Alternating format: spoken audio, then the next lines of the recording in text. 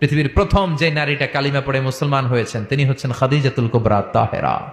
আরশের উপর থেকে একটা মহিলাকে আল্লাহ তাআলা সালাম দিয়েছেন, ওনার নাম খাদিজাতুল কুবরা আত-তাহেরা।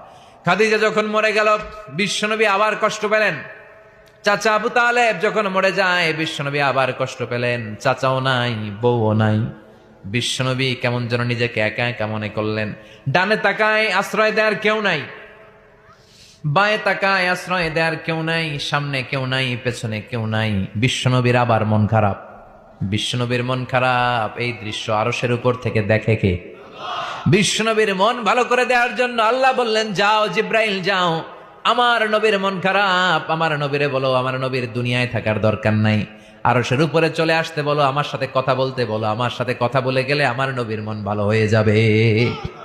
বিশ্বনবীর মন ভালো করে দেওয়ার জন্য বিশ্বনবীর মেরাজে ডেকে নিয়েছে আল্লাহ। সুবহানাল্লাহ পড়েন। যাও